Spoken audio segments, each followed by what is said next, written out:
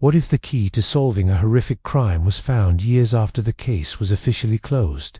And what if that evidence pointed to something far more sinister than anyone could have ever imagined? This is a story that blurs the line between a chilling true crime and an urban legend. A tale that starts with a dead suspect and ends with a question that still haunts investigators to this day. Our story begins in 1997, in a quiet, unassuming town where everyone knows each other. 3 years earlier, a case involving 5 missing people had gone cold. The primary suspect, a reclusive man named Daniel Roth, was found dead, an apparent suicide. With no bodies, no new leads, and no evidence, the police department had little choice but to close the case. The town mourned its missing residents and slowly tried to move on. The official story was sealed. A disturbed man took his own life after committing an unspeakable act, but the truth was buried, waiting to be discovered. That discovery came in the most unexpected way. A family, renovating the very house that Daniel Roth had lived in, stumbled upon something hidden behind a false wall in the basement.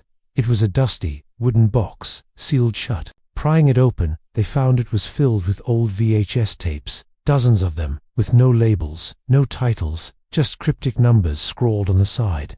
Thinking it was just old home movies, they turned the box over to the local police. What a mistake that was. The moment the first tape was played, the cold case of Daniel Roth was violently ripped open.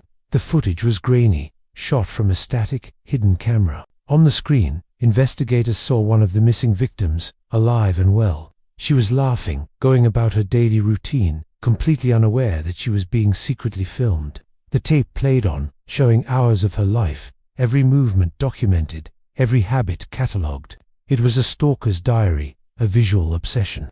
The investigators felt a chill run down their spines. This wasn't just random surveillance. This was methodical. They went through tape after tape, and the pattern was horrifyingly consistent. Each tape focused on one of the 5 missing people, captured with the same unblinking, voyeuristic gaze.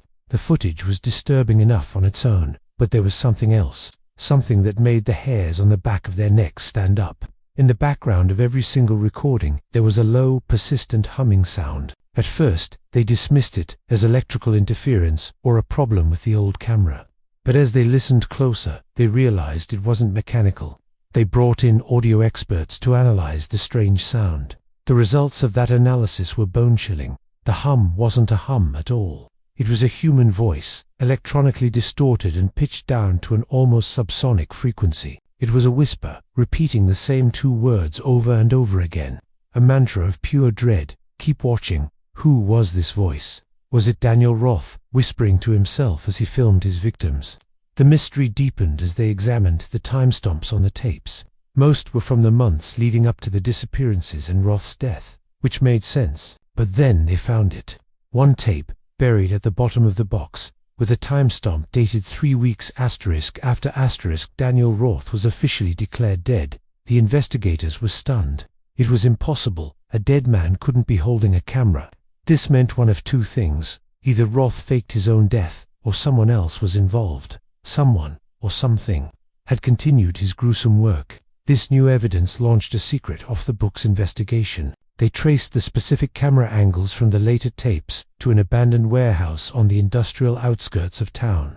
The place was derelict, covered in dust and cobwebs, a forgotten relic of the town's more prosperous past. Inside, they found a scene that looked like a killer's workshop. There was a crude editing bay, with 2 VCRs wired together. Piles of blank VHS tapes and empty cases were scattered across the floor. And on a dusty table, they found a single, handwritten note. It was just 5 words, scrawled in a panicked, messy hand. They made me do it. The handwriting was analyzed. It was not a match for Daniel Roth. Now, investigators had 2 unidentified participants, the mysterious, whispering voice on the tapes, and the author of this desperate note. Who were they? Was Roth forced into this? Was he working with a partner? Or was he just the first victim in a much larger, more terrifying game? The final piece of the puzzle came from the very last tape they recovered from the warehouse. This one was different. For hours, it showed the same static, empty shot of the warehouse interior. Then, in the final minutes of the tape, the camera moves. It slowly, shakily turns around, as if the person holding it has finally decided to reveal themselves. The camera focuses, and a face stares back into the lens. It wasn't Daniel Roth. It was the face of one of the missing victims, a young man who had vanished 3 years prior. His eyes were wide with terror, his face pale. The tape cuts to black. What did this mean? Was he the one who wrote the note? Was he forced to continue Roth's work? Was he the filmmaker all along? The questions were endless, and the answers were non-existent. The implications were so disturbing that the FBI was called in to take over the investigation. The case was immediately classified at the highest level. The tapes, the note, the official reports, everything was confiscated and locked away, never to be seen by the public. The official story remained unchanged. Daniel Roth was the sole perpetrator. The town was told to forget, to move on. But some stories refused to be buried. To this day, the case remains one of the most unsettling mysteries in the annals of law enforcement. No one knows who the whispering voice belonged to, or who they were. No one knows what happened to the victim who appeared on that final tape. And most terrifyingly, no one knows how a dead man's project continued after his death. The official case might be closed, but the story isn't over. Every few years, a new piece of grainy footage surfaces on the darkest corners of the internet. It has the same static, the same low-frequency hum, and the same distorted, whispered words. Keep watching. Are they elaborate hoaxes, created by people who know the legend? Or are they authentic pieces of a puzzle that is still being assembled? A warning that the watcher is still out there. We may never know for sure, but it serves as a chilling reminder. Sometimes, the most terrifying monsters aren't the ones we see, but the ones who are watching from the shadows. And if you ever find an old, unlabeled VHS tape, maybe it's best to just leave it be. You never know who might be watching you back. Thank you so much for joining me on this deep dive into the unknown. If you enjoy mysteries that keep you up at night, make sure to hit that like button and subscribe for more content. And I'm curious, what do you think happened? Let me know your theories in the comments below. Until next time, stay safe and keep questioning.